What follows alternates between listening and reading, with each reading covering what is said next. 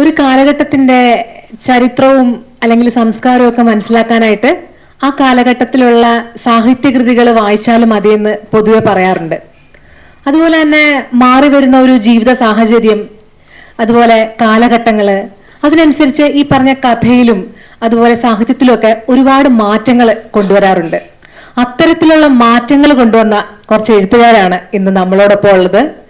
ഭാവനാത്മകമായ ജീവിതം പുസ്തകങ്ങളിലേക്ക് അല്ലെങ്കിൽ അക്ഷരങ്ങളിലേക്ക് പറിച്ചു നട്ട പ്രിയപ്പെട്ട സുഭാഷ് ഒട്ടുപുറം, കൃഷ്ണനുണ്ണി ജോജി, അഖില, കൂടാതെ അർജുൻ. അപ്പോൾ നമ്മുടെ സെഷനായ പുതുകഥ ഇതിലേക്ക് ഈ സെഷനിലേക്ക് എല്ലാവരെയും സ്നേഹത്തോടെ സ്വാഗതം ചെയ്യുന്നു. അപ്പോൾ ആദ്യം ഞാൻ സുഭാഷിൽ നിന്ന് തന്നെ തുടങ്ങാം. എനിക്ക് സുഭാഷിനോട് ചോദിക്കാനുള്ളത്, സുഭാഷ് ഈ പുസ്തകങ്ങളെ പറ്റി ചോദിക്കുന്നതിന് മുമ്പ് എങ്ങനെയാണ് ഈ എഴുത്തിലേക്ക് കടന്നു വന്നതെന്നൊന്ന് പറയാമോ? ആവുകയാണെങ്കിൽ അതൊരു എഴുത്തുകാരനായിട്ട് മാറുക എന്നുള്ളതായിരുന്നു ചെറുപ്പത്തിലുള്ള എൻ്റെ ഏറ്റവും വലിയ ആഗ്രഹം. ഞാൻ എൻ്റെ നാട്ടിലത്തെ ഭാഷയിലാണ് കേട്ടോ പറയുന്നത്, മനസ്സിലാവുമല്ലോ അല്ലേ? അപ്പം അങ്ങനെ പഠിച്ചിരുന്ന കാലത്ത് കഥകളും കവിതകളൊക്കെ എഴുതി സ്കൂളിൽ നിന്ന് 1ാം സമ്മാനമൊക്കെ വാങ്ങിയിട്ടുണ്ട്. ആ ഒരു ആത്മവിശ്വാസത്തിൽ മാതൃഭൂമി ആഴ്ചപ്പതിപ്പിലേക്ക് കഥ അയച്ചു കൊടുക്കാനുള്ള തൻ്റെ ഇടയ്ക്ക് എനിക്കുണ്ടായിരുന്നു. പക്ഷെ അത് അതേപോലെ കുറേ തിരിച്ചു വന്ന്. അപ്പം ഞാനന്ന് ആത്മപരിശോധന നടത്തിയപ്പോൾ എനിക്ക് മനസ്സിലായത്, അന്ന് സ്കൂളിൽ കഥ എഴുതാൻ വേറെ ആരും ഇല്ലായിരുന്നു, ഞാൻ മാത്രമേ ഉള്ളായിരുന്നു. അപ്പം അങ്ങനെ 1ാം സമ്മാനം കിട്ടിയതാണ്. ആ ഒരു ആത്മവിശ്വാസത്തിലാണ് ഞാൻ ഈ കണ്ട പോക്കിരിത്തരങ്ങളൊക്കെ ചെയ്തു കൂട്ടിയെന്ന് മനസ്സിലായി. അതെനിക്ക് പറ്റുന്ന പണിയല്ല എന്ന് കണ്ടപ്പോൾ ഞാനത് ഉപേക്ഷിച്ച് എൻ്റെ പാട്ടിന് പോയി. പിന്നീടുള്ള കുറേ വർഷങ്ങൾ ഞാൻ എഴുത്തുപാട് ഉപേക്ഷിച്ച് അതോടൊപ്പം എൻ്റെ വായനയും പോയി. ഞാൻ പിന്നെ കുറേ വർഷങ്ങൾ ചെയ്ത പ്രധാനപ്പെട്ട കാര്യം സിനിമ കാണലും പ്രണയിക്കലും മാത്രമായിരുന്നു. അത് രണ്ടും ഏറെക്കുറെ ഭംഗിയായിട്ട് ഞാൻ ചെയ്തു എന്നാണ് എൻ്റെ വിശ്വാസം. അങ്ങനെ വർഷങ്ങൾ ഒരുപാട് കഴിഞ്ഞപ്പോൾ ഒരിക്കൽ എൻ്റെ നാട്ടിലുള്ള എൻ്റെ സുഹൃത്തും ചിത്രകാരനുമായ തോലിൽ സുരേഷ് ബാബു, നിങ്ങൾക്ക് പലർക്കും അറിയുണ്ടാവും, വിനോദ് കൃഷ്ണൻ്റെ നയനമ്പരേറ്റൊക്കെ മാധ്യമത്തിൽ ഗണ്ടാശ വന്നപ്പോൾ അദ്ദേഹമാണ് ചിത്രം വരച്ചുകൊണ്ടിരുന്നത്. അങ്ങനെ കോഴിക്കോട് യൂണിവേഴ്സിറ്റിക്ക് അടുത്താണ് താമസിക്കുന്നത്. വല്ലപ്പോഴൊക്കെ നാട്ടിലേക്ക് വരും. അങ്ങനെ ഒരു ദിവസം വന്നപ്പോൾ എന്നെ വിളിച്ച്, മാമ കുറച്ചു നേരം വർത്തമാനം പറഞ്ഞിരിക്കാന്ന് പറഞ്ഞു. ഞാൻ പോയി. അപ്പോൾ അദ്ദേഹം ആ സമയത്ത് മുദ്ര പബ്ലിക്കേഷൻ എന്ന് പറഞ്ഞിട്ടൊരു പബ്ലിക്കേഷനൊക്കെ നടത്തുന്നുണ്ട്. അപ്പോൾ സ്വാഭാവികമായിട്ടും ഇദ്ദേഹത്തിൻ്റെ സംസാര സാഹിത്യം പുസ്തകമൊക്കെ ആണ് വന്നത്. പക്ഷെ എനിക്കതിലും താല്പര്യമില്ല, ഞാനത് പരാജയപ്പെട്ട് ഉപേക്ഷിച്ചതാണല്ലോ. അപ്പം ഞാൻ അങ്ങനെ മൂളി കേട്ടുകൊണ്ടിരിക്കുമ്പോൾ ഞാൻ ബാബുവേട്ടൻ എന്നാണ് വിളിക്കുക. ബാബുവേട്ടൻ പറഞ്ഞ്, സുഭാഷ് ഞാനൊരു കഥ എഴുതാൻ പോകുന്നുണ്ട്, ആ കഥയുടെ പശ്ചാത്തലം നീ പഠിച്ച ഫിഷറി സ്കൂളാണ് എന്നൊക്കെ പറഞ്ഞപ്പോൾ ഒരു ചെറിയൊരു കൗതുകം തോന്നി എനിക്ക്. അപ്പോൾ അദ്ദേഹം എഴുതാൻ പോകുന്ന കഥനെ പറ്റി ഇങ്ങനെ വിശദീകരിച്ച് വന്നപ്പോൾ ഞാൻ അറിയാതെ എന്തോ ഒരു മാറ്റം, അങ്ങനെ തന്നെയാണ് ഞാൻ പറയുന്നത്, എന്തോ ഒരു രാസപ്രവർത്തനത്തിൻ്റെ ഉള്ളിൽ നടക്കണ പോലെ തോന്നി. ആ നിമിഷം വരെ, അദ്ദേഹത്തിനെ കാണാൻ പോണ നിമിഷം വരെ വീണ്ടും കഥ എഴുതി കളയാമെന്ന് ഞാൻ ഒരിക്കലും വിചാരിച്ചതല്ല. അദ്ദേഹത്തിൻ്റെ കാര്യങ്ങളൊക്കെ പറഞ്ഞ് ഞാൻ അദ്ദേഹത്തിനോട് യാത്ര പറഞ്ഞ് വീട്ടിലേക്ക് നടക്കുകയാണ്. അപ്പോൾ അദ്ദേഹത്തിന് ഇവിടുന്ന് എൻ്റെ വീട്ടിലേക്ക് പുഴൻ്റെ അരികിൽ കൂടെ വേണം പോവാൻ. അപ്പോൾ പുഴയരികിൽ കൂടി നടന്നു വീട്ടിലെത്തിയപ്പോഴേക്കും എൻ്റെ മനസ്സിൽ ആദ്യത്തെ കഥ ഓല എന്നുള്ള കഥ പൂർത്തിയായിരുന്നു.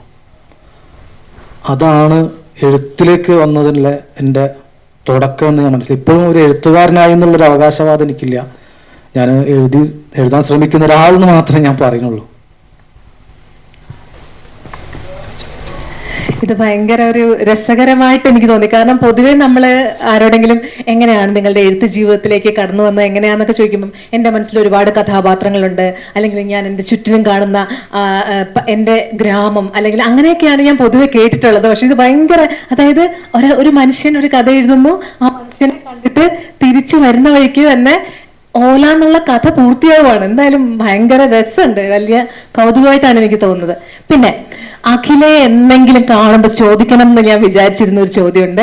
അതിപ്പോൾ ഒന്നുകൂടെ പ്രസക്തമാണ്. കാരണം നമ്മൾ ഭയങ്കര പ്രോഗ്രസീവ് ആയിട്ടുള്ള ഒരു, ഇപ്പൊ നമുക്ക് സാക്ഷരതയിലാവട്ടെ അല്ലെങ്കിൽ സാമൂഹ്യപരമാവട്ടെ നമ്മൾ വളരെ മുന്നോക്കം നിൽക്കുന്നു എന്നൊക്കെയാണ് നമ്മൾ അവകാശപ്പെടുന്നത്. പക്ഷെ എങ്കിൽ പോലും LGBTQ+ കമ്മ്യൂണിറ്റിയോട് വളരെ അവജ്ഞയോടുകൂടി കാണുന്ന ഗണ്യമായിട്ടുള്ള ഒരു വിഭാഗം ആളുകൾ ഇവിടെ ഉണ്ട്. അതായത് ലെസ്ബിയൻ കപ്പിൾസിനെ കുടുംബത്ത് കയറ്റാമോ അല്ലെങ്കിൽ കയറ്റാൻ പാടില്ല എന്നൊക്കെയാണ് ഇപ്പോൾ സോഷ്യൽ മീഡിയയിലും അതുപോലെ തന്നെ ചാനലുകളിലും ഒക്കെയുള്ള പ്രധാന ചർച്ച എന്ന് പറയുന്നത് വളരെ അപമാനകരമായിട്ടുള്ള ഒരു കാര്യമാണ്.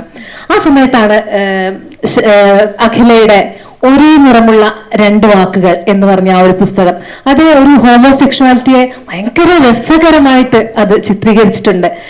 എങ്ങനെയാണ് ആ ഒരു കഥ എഴുതാനുണ്ടായ ഒരു പ്രചോദനം എന്താണ്? നമസ്കാരം.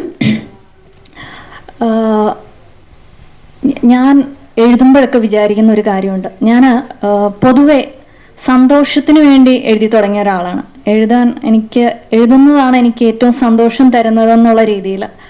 പക്ഷെ എഴുത്തിലും വായനയിലും സന്തോഷത്തെക്കാൾ കൂടുതൽ, വായിക്കുമ്പോഴാണെങ്കിലും സന്തോഷത്തെക്കാൾ കൂടുതൽ നമ്മൾക്കൊരു എവല്യൂഷൻ, നമ്മുടെ ഒരു സെൽഫിൻ്റെ ഒരു എവല്യൂഷൻ സംഭവിക്കുന്നുണ്ട് എന്നൊരു തിരിച്ചറിവ് എനിക്ക് വരുന്നത് ഇങ്ങനെയുള്ള ഒരു കഥ, ഇതുപോലുള്ള കഥകൾ എഴുതി പൂർത്തിയാക്കുമ്പോഴാണ്.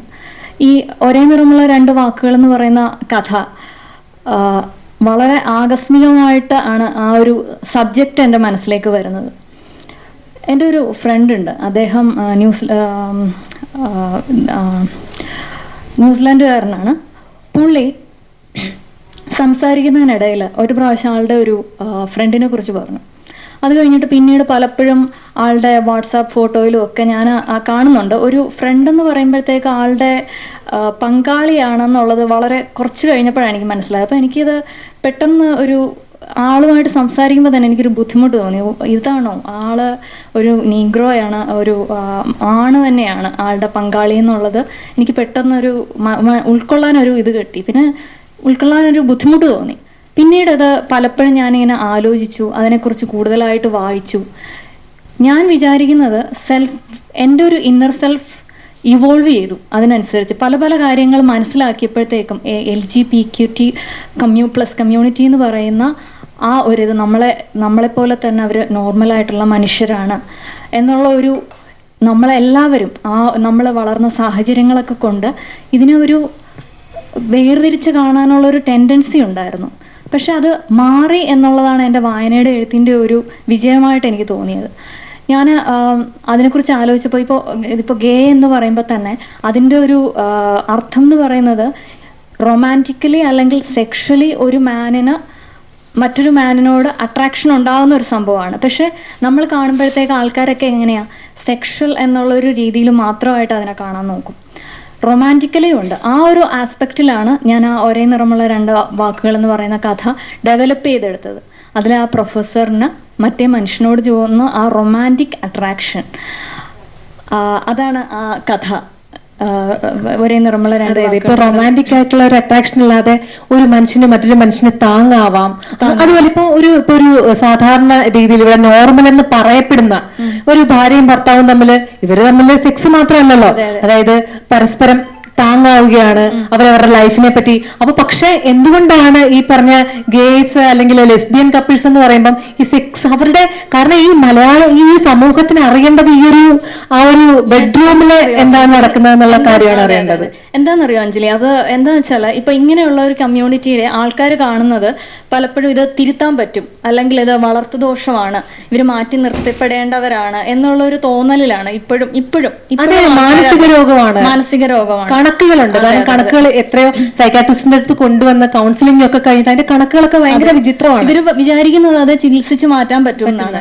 അതെ, ഇത് അവരെ എങ്ങനെയാണോ, മനുഷ്യർ എങ്ങനെയാണോ, ഇപ്പൊ പല വിധത്തിലുള്ള മനുഷ്യർ എങ്ങനെയാണോ അവരുടെ ഇമോഷൻസോട് കൂടി നമ്മൾ അവരെ ഉൾക്കൊള്ളുമ്പോഴാണ് നമ്മളും ലോകത്തിന്റെ ഒരു ഭാഗമാവുന്നത്. അല്ലാതെ അവരെ മാറ്റി നിർത്തുമ്പോൾ ആവുന്നില്ലല്ലോ. ആ ഒരു എന്താ പറയുന്നേ, ഒരു സെൽഫ് എവല്യൂഷൻ എല്ലാവർക്കും സംഭവിക്കണം, അങ്ങനെ ഒരു ആഗ്രഹത്തോട് തന്നെ എഴുതിയ കഥയാണത്. ഇനി ഒരു കാര്യം ചോദിക്കട്ടെ, ഈ ഒരു കഥയെ എങ്ങനെയാണ് വായനക്കാർ സ്വീകരിച്ചത്?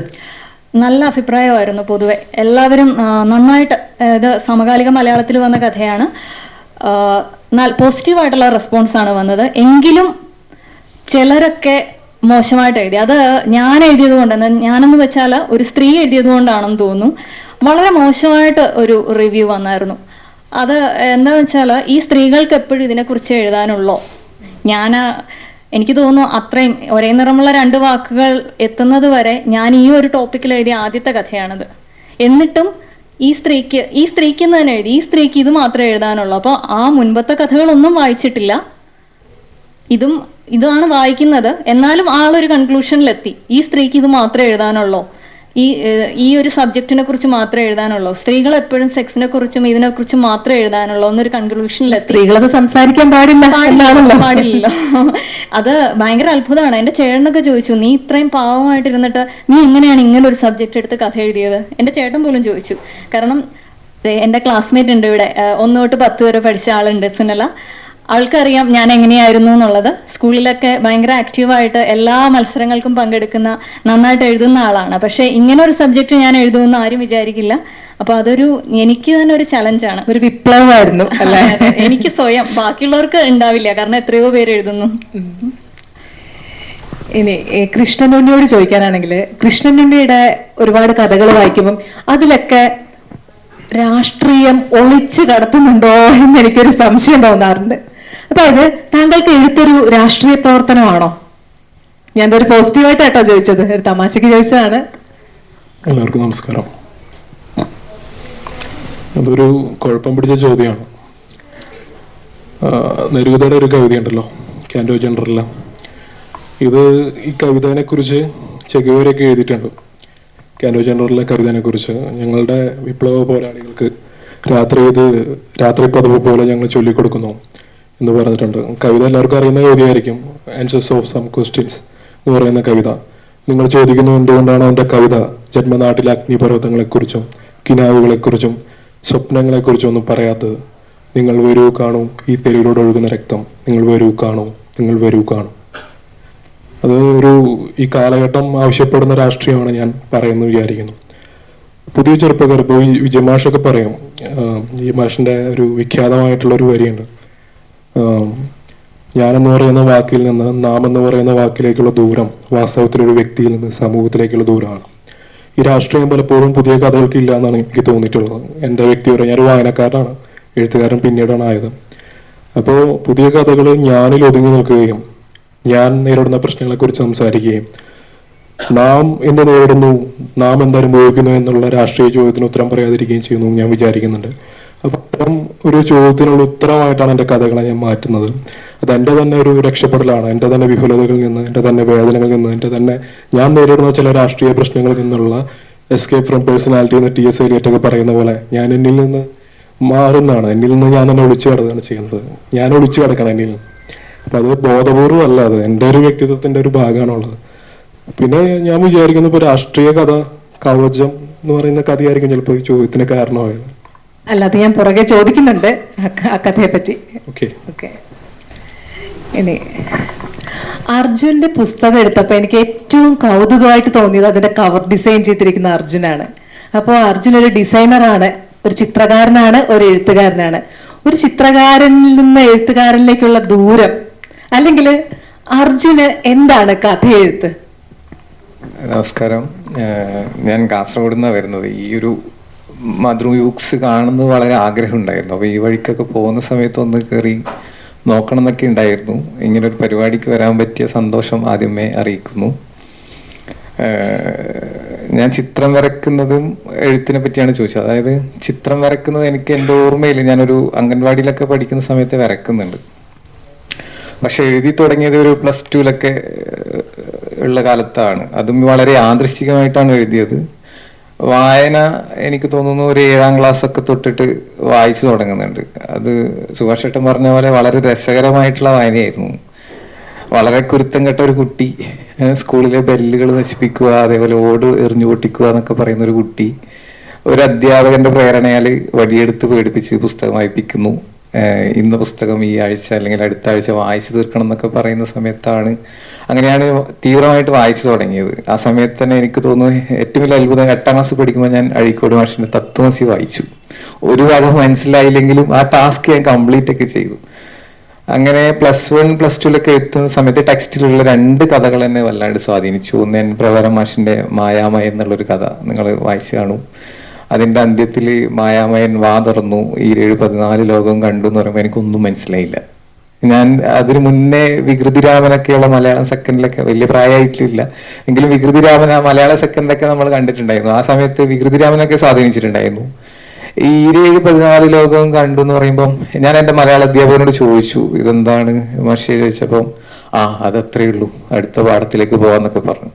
പിന്നെ പിന്നീട് വായിച്ച ഒരു കഥയാണ് ടെക്സ്റ്റിലുള്ളത്, കൊമാല എച്ചിക്കാനത്തിന്റെ, സന്തോഷേട്ടന്റെ. അത് ശരിക്കും സന്തോഷ് എച്ചിക്കാനം കാസർഗോഡുകാരനാണ്. നമ്മുടെ ഏറ്റവും അടുത്ത് നിൽക്കുന്ന ഒരു കഥയായിട്ട് എനിക്ക് തോന്നി. അതിൽ വിശ്വം കുണ്ടൂർ എന്ന് പറയുന്ന, കുണ്ടൂർ എന്നുള്ള എൻ്റെ വീട്ടിന്റെ തൊട്ടടുത്തുള്ള ഒരു ദേശമാണ്. അതാണ് ഇതെന്നൊക്കെ ആ സമയത്ത് ഉണ്ടായിരുന്നു.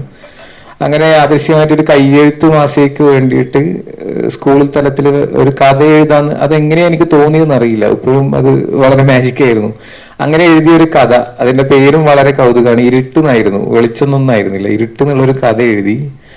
അപ്പോൾ എൻ്റെ ഒരു ടീച്ചർ, ഒരു ബയോളജി പഠിപ്പിക്കുന്ന ടീച്ചർ പറഞ്ഞു ഇത് നല്ല കഥയാണ്, അപ്പോൾ ചിത്രകാരനായ നിന്റെ കയ്യെഴുത്ത് ഒട്ടും ഭംഗിയില്ല, നമുക്ക് വേറൊരാളെ കൊണ്ട് എഴുതിയിട്ട് മാതൃഭൂമി ആഴ്ചപ്പതിപ്പിന് അയക്കുന്നു. 2-3 ആഴ്ചക്കുള്ളിൽ ആ കഥ ആഴ്ചപ്പതിപ്പിലെ കോളേജ് മാഗസീനിൽ വരുന്നു. അപ്പോൾ എനിക്ക് തോന്നിക്കൊള്ളാലോ പരിപാടി.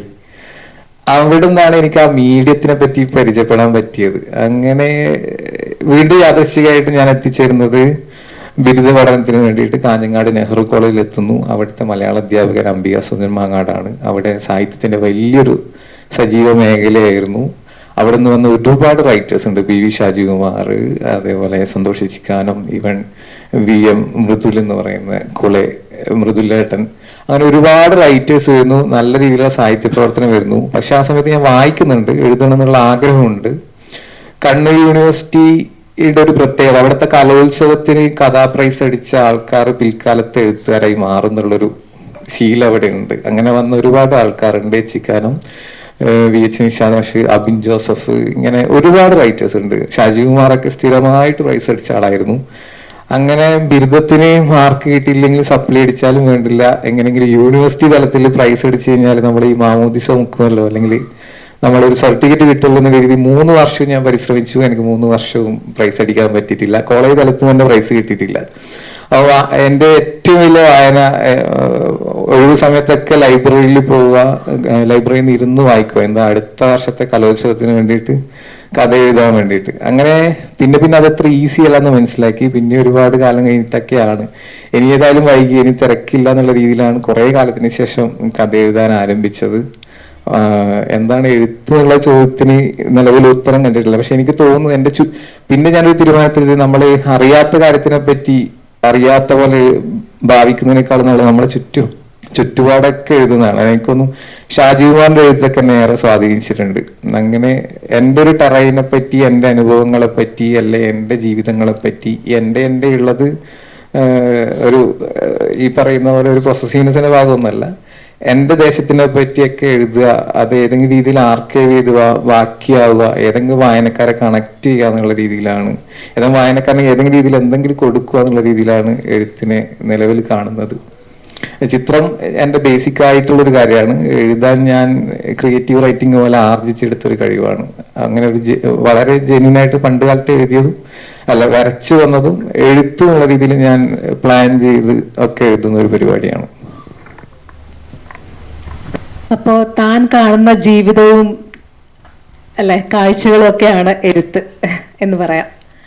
ഇനി സുഭാഷിനോടൊരു കാര്യം പറയാം.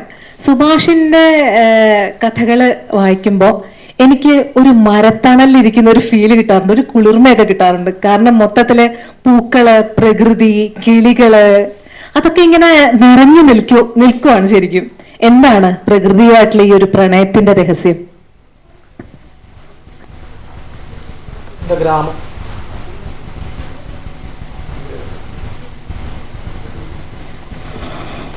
ഉട്ടുംപുറം എന്ന കടലോര ഗ്രാമത്തിൽ നിന്നാണ് ഞാൻ വരുന്നത്. സുഭാഷ് ഉട്ടുംപുറം എന്ന പേരിൽ തന്നെയാണ് ഞാൻ കഥ എഴുതുന്നത്. അത് എനിക്ക് എൻ്റെ ഗ്രാമത്തിനോട് ഭയങ്കര ഇഷ്ടമായതുകൊണ്ടാണ് എൻ്റെ പേരിൻ്റെ കൂടെ ഞാൻ ആ ഗ്രാമത്തിൻ്റെ വാല് ചേർത്തത്. പക്ഷെ പുസ്തകങ്ങൾ ഏകദേശം 11 എൻ്റെ ഗ്രാമം എൻ്റെ പേരിൽ അറിയപ്പെട്ടിട്ടില്ല. എൻ്റെ ഗ്രാമം അറിയപ്പെട്ടത് ഈ അടുത്ത കാലത്ത് 2 വർഷം മുമ്പ് അവിടെ നടന്ന ഒരു ബോട്ട് അപകടത്തിൻ്റെ പേരിലാണ്. ഒരു 22 ആളുകൾ മരിച്ച ഒരു ബോട്ട് അപകടത്തിന് നിങ്ങളെല്ലാവരും വായിച്ചിട്ടുണ്ടാവുമല്ലോ അല്ലേ? അപ്പോൾ ആ ഗ്രാമത്താണ് ഞാൻ വരുന്നത്. ഒരു ഭാഗത്ത് കടല്, കിഴക്ക് ഭാഗത്ത് പുഴ, അതിൻ്റെ നടുവിൽ ഏതാനും മീറ്ററുകൾ മാത്രം വീതിയുള്ളൊരു പ്രദേശമാണ്. അതായത് എൻ്റെ വീട്ടിൽ നിന്ന് തുപ്പിയ പുഴയേക്കാണ്. 2 കാച്ചടി, ഞങ്ങൾ കാച്ചടി എന്ന് പറയും, 2 കാച്ചടി നടന്ന കടലക്കായി അത്രയും അടുത്താണ്. വടക്ക് ഭാഗത്ത് കടലും പുഴയും ചേരുന്ന അഴിമുഖം. ചുരുക്കി പറഞ്ഞാൽ 3 ഭാഗം വെള്ളത്താൽ ചുറ്റപ്പെട്ടൊരു പ്രദേശമാണ് എൻ്റെത്. അപ്പോൾ ഒരു കാലത്ത് ഒഴിഞ്ഞ പ്രദേശമായിട്ട് കിടന്നിരുന്ന അവിടേക്ക് എൻ്റെ പൂർവികർ വന്നിട്ട്, ആരുടേതുമല്ലാത്ത സ്ഥലം, ഇവർക്കും ഒന്നുമില്ല, സ്ഥലമൊന്നുമില്ല. അപ്പോൾ ഇവരവിടെ പോയി. അന്ന് അവിടെ കടപ്പുറത്ത് ധാരാളമായിട്ടുണ്ടായിരുന്നത് കൈത, പൂക്കൈത, പിന്നെ കടപ്പുറത്തുള്ള നെച്ചി പോലുള്ള ചെറിയ കുഞ്ഞു കുഞ്ഞു സസ്യങ്ങൾ, മറ്റു മരങ്ങളൊക്കെ പിന്നീട് ഇവർ വെച്ച് പിടിപ്പിച്ചതാണ്. അപ്പോൾ ഈ കൈത വെട്ടിയിട്ട് അവനവനക്ക് വേണ്ട സ്ഥലം അളന്നെടുത്ത് ഇതെൻ്റെത്, ഇത് നിൻ്റെത്, പ്രത്യേകിച്ച് തർക്കങ്ങളൊന്നുമില്ലാതെ അങ്ങനെ കുടിയേറി എൻ്റെ പൂർവികരാണ് എൻ്റെ ഗ്രാമം ഉണ്ടാക്കിയത്. അപ്പം എനിക്ക് തോന്നുന്നത് ആ ഗ്രാമത്തിനെ ഇന്ന് അവിടെ ഏറ്റവും കൂടുതൽ സ്നേഹിക്കുന്ന ആൾ ഞാനായിരിക്കും. ഞാൻ ചെറുപ്പം മുതലേ കണ്ട് വളർന്ന, എൻ്റെ കൂടെ വളർന്ന ഒരുപാട് പക്ഷികൾ, വരമ്പത്തൈ എന്ന് ഞങ്ങൾ പേരിട്ട് വിളിക്കുന്ന ചെങ്കണ്ണി തിത്തിരി ഇന്ന് അവിടെ ഇല്ല. അങ്ങനെ പക്ഷിനെ പറ്റി കേട്ടിട്ടുണ്ടോ? ചെങ്കണ്ണി തിത്തിരി എന്നാണ് പൊതുവെ അറിയുക. എൻ്റെ ചെറുപ്പത്തിൽ എൻ്റെ ഒക്കെ ബാല്യത്തിനെ സമ്പന്നമാക്കിയതിൽ ഒരു മുഖ്യ പങ്ക് വഹിച്ചിരുന്ന പക്ഷി എന്നതില്ല. ഞാൻ ഇപ്പോൾ ഈ അടുത്ത് എൻ്റെ നാട്ടിലെ കാരണന്മാരോട് ചോദിച്ചു വരമ്പത്തൈനെ പറ്റിയിട്ട് എന്തെങ്കിലും അറിയുമെന്ന്. എടാ, അങ്ങനെ ഒരു പക്ഷി കിളി നമ്മളെ നാട്ടിലുള്ളത് ഇപ്പോഴാണ് അവർ ഓർക്കണത്. എത്രയോ 30-35 വർഷങ്ങൾക്ക് ശേഷം അങ്ങനെ ഒരു പക്ഷിനെ പറ്റിയിട്ട് എൻ്റെ നാട്ടിലെ കാരണന്മാർ ഓർക്കണത് ഇപ്പോഴാണ്. അതുപോലെ തന്നെ പണ്ടത്തെ പല വെളിമ്പറമ്പുകളും ഇന്നില്ലാതായിട്ടുണ്ട്. അതിനോടൊപ്പം കുറേ ചെടികൾ, പുല്ലുകൾ, ഊമാഞ്ചൂലെന്ന് ഞങ്ങൾ പറയുന്ന. അപ്പം ഇതൊക്കെ എൻ്റെ മാത്രം സ്വകാര്യ സങ്കടമാണെന്നാണ് ഞാൻ മനസ്സിലാക്കിയത്. എൻ്റെ കൂടെ വളർന്നവർക്കോ എൻ്റെ ഗ്രാമത്തിൽ എൻ്റെ ഗ്രാമം ഉണ്ടാക്കിയ ആളുകൾക്കോ ഇതിനെ പറ്റിയിട്ട് യാതൊരു വേവലാതിയും ഇല്ല. ഞാൻ 8ാം ക്ലാസ് ജയിച്ചതിന് ശേഷം എന്നെ കൊണ്ടുപോയി ചേർത്തത് അവിടുത്തെ ഒരു 3 കിലോമീറ്റർ അപ്പുറമുള്ള ഫിഷറീസ് എന്നുള്ള സ്കൂളിലാണ്. അപ്പോൾ അവിടുത്തെ ഒരു പ്രത്യേകത, അവിടെ ഹോസ്റ്റലിൽ നിന്ന് പഠിക്കണം. അവിടെ പഠിച്ച 3 വർഷവും ഹോസ്റ്റൽ ജീവിതമായിട്ട് എനിക്ക് പൊരുത്തപ്പെടാൻ പറ്റിയിട്ടില്ലായിരുന്നു. കാരണം ഒന്നാമത് 8ാം ക്ലാസ്സിലാണ് ഞാനൊരു ചെറിയ കുട്ടിയായിരുന്നു. അപ്പോൾ എപ്പോഴെങ്കിലൊക്കെ ഒരു ദിവസം ലീവ് കിട്ടുമ്പോൾ നാട്ടിൽ വരും. കടപ്പുറത്തും പുഴവക്കത്തൊക്കെ ഇങ്ങനെ കുത്തി മറിഞ്ഞ് കളിക്കും. അപ്പോൾ പോക്കറ്റിലൊക്കെ മണ്ണൊക്കെ പെടില്ല, കടപ്പുറത്ത് മണ്ണ്.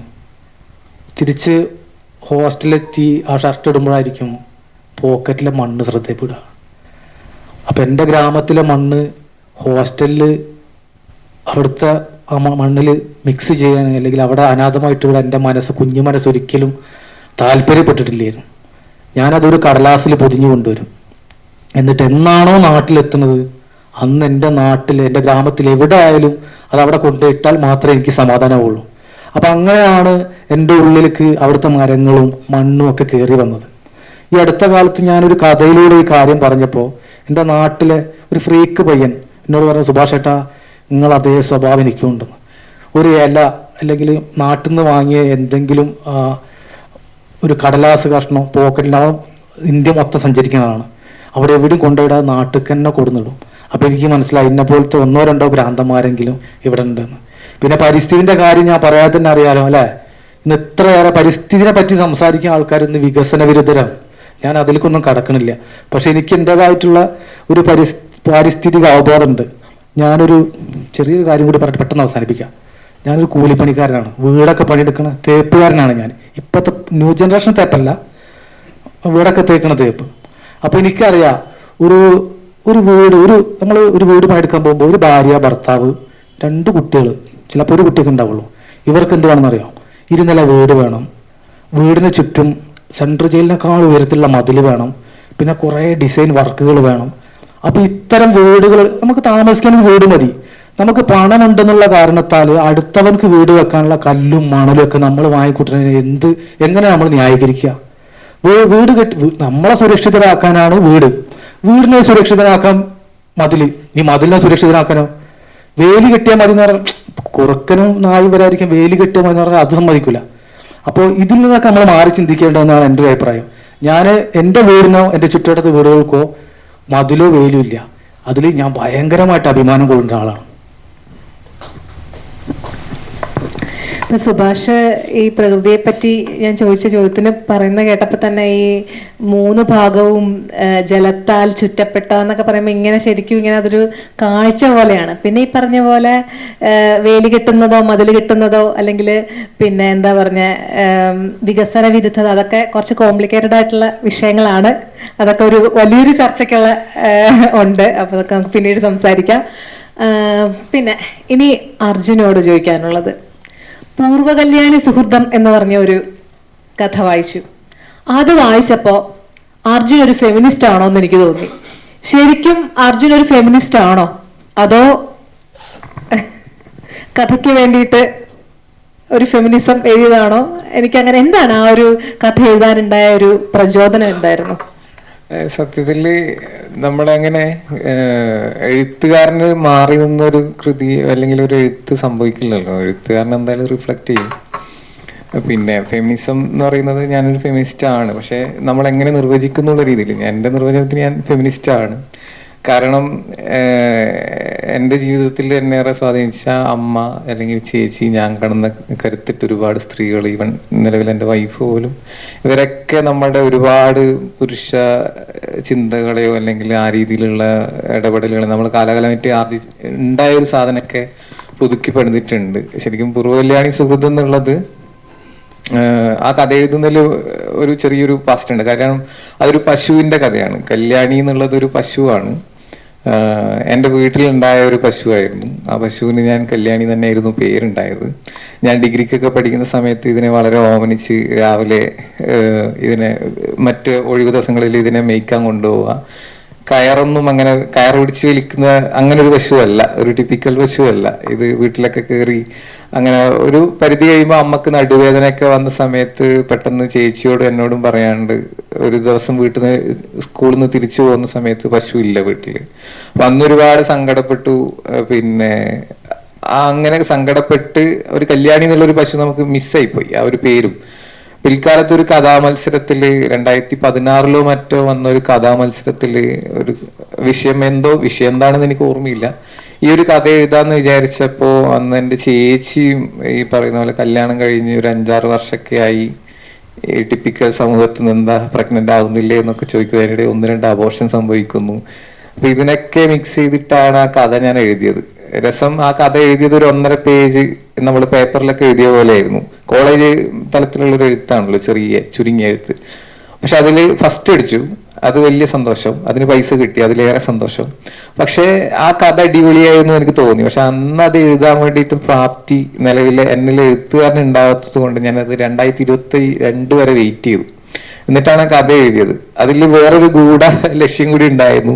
ഇനി ഈ കഥ അറമ്പറ്റി പോകുമെന്ന് വിചാരിച്ചിട്ട് എൻ്റെ ചേച്ചി പ്രസവിച്ച് ഒരു കുട്ടിക്ക് 1 വയസ്സൊക്കെ ആകുമ്പോഴാണ് ഞാൻ ആ കഥ എഴുതിയത്. അങ്ങനെ അതിലും ഈ പറയുന്ന പോലെ ഒരു പ്രഗ്നൻസി അല്ലെങ്കിൽ മാതൃത്വം എന്നൊക്കെ പറയാം. പക്ഷെ മാതൃത്വത്തിന് അങ്ങനെ ബൂസ്റ്റ് ചെയ്ത് പറയുന്നു ഞാൻ വിചാരിക്കുന്നില്ല. അതൊരു നമ്മൾ ഈ പറയുന്ന പോലെ ഒരു കെണിയും കൂടിയാണ് ഈ മാതൃത്വത്തിന് ഓവർ ബൂസ്റ്റ് ചെയ്ത് പറയുന്നത്. അപ്പം അങ്ങനെയാണ് ആ കഥ എഴുതാൻ പറ്റിയത്. ഈവൻ എൻ്റെ ജീവിതത്തിൽ ഫെമിനിസ്റ്റ് ആണോ എന്നുള്ള എൻ്റെ ചുറ്റുപാടുള്ള ആൾക്കാരാണ് പറയേണ്ടത്, അർജുൻ ഫെമിനിസ്റ്റ് ആണോ, അല്ലെങ്കിൽ എൻ്റെ വീട്ടുകാരാണ് പറയണത്, എൻ്റെ ഭാര്യയൊക്കെയാണ് പറയണത്, അർജുൻ ഭാര്യ എവിടെ ഉണ്ട് ചോദിച്ചു നോക്കാം, അർജുൻ ഫെമിനിസ്റ്റ് ആണോ എന്നുള്ളത്. പക്ഷെ സ്ത്രീകളെ ബഹുമാനിക്കുക എന്നുള്ളത് എനിക്ക്, കാരണം നമ്മൾ സ്ത്രീകള് അവരൊരു ഇൻഡ്യൂഷൻ വഴിയാണ് ഒരു ഡിസിഷൻ എടുക്കുക. ആണുങ്ങൾ സത്യത്തിൽ ഈ പറയുന്ന പോലെ തിയററ്റിക്കലി ആലോചിച്ചിട്ടൊക്കെയാണ് ഒരു ഡിസിഷൻ എടുക്കുക. ഇവർ മിക്കവാറും ആ ഒരു ഇൻഡ്യൂഷൻ ത്രൂ ആണ് ഇവർ ഡിസിഷൻ എടുക്കുന്നതൊക്കെ. എനിക്കങ്ങനെ തോന്നിയിട്ടുണ്ട് ചില കാര്യങ്ങളൊക്കെ. അപ്പൊ എനിക്ക് ഇവരെ ആ രീതിയിൽ എനിക്ക് വളരെ ബഹുമാനവും ആ രീതിയിലൊക്കെ നോക്കുന്നുണ്ട്. പിന്നെ ഇവരെ റെസ്പെക്ട് ചെയ്യുക എന്നുള്ളൊരു, 2ാം തരക്കാരൊന്നുമല്ല സ്ത്രീകൾ. അവര് ആണുങ്ങളാണ് ശരിക്കും. ആണുങ്ങൾക്ക് അത്രയൊന്നും കപ്പാസിറ്റി ഇല്ല, ഈ ജാട ഇടുന്നത് മാത്രമേ ഉള്ളൂ. അപ്പം എനിക്ക് അവരെ തന്നെയാണ് ഇഷ്ടം. പിന്നെ എൻ്റെ ചേച്ചി എന്നെ ഒരുപാട് മാറ്റിയിട്ടുണ്ട്. ചെറുപ്പത്തിലെ ഈ മെൻസസ് ആവുന്നതിനെ പറ്റിയിട്ടൊക്കെയോ സ്ത്രീകൾ എങ്ങനെയാണ് നമ്മൾ കൺസിഡർ ചെയ്യേണ്ടെന്ന രീതിയിലൊക്കെയുള്ള ഒരു ഇൻട്രൊഡക്ഷൻ എൻ്റെ ചെറുപ്പത്തിലൊക്കെ ഉണ്ടായിരുന്നു തോന്നും. ഈ പറഞ്ഞ പോലെ എൻ്റെ ചുറ്റുവട്ടത്തുള്ളവരാണ് തീരുമാനിക്കേണ്ടത്, എൻ്റെ എഴുത്തുമാണ് അത് തീരുമാനിക്കേണ്ടത്. നിങ്ങൾ എഴുത്തിൽ അങ്ങനെ തോന്നിയിട്ടുണ്ടെങ്കിൽ സന്തോഷം. ശരിക്കും പറഞ്ഞാൽ ബഹുമാനമൊന്നും വേണ്ട, സഹജീവിയായിട്ട് കണ്ടാൽ മതി. പ്രത്യേകിച്ച് ഒരു സ്പെഷ്യൽ ആയിട്ടുള്ള ബഹുമാനത്തിന്റെ ഒന്നും ആവശ്യമില്ല.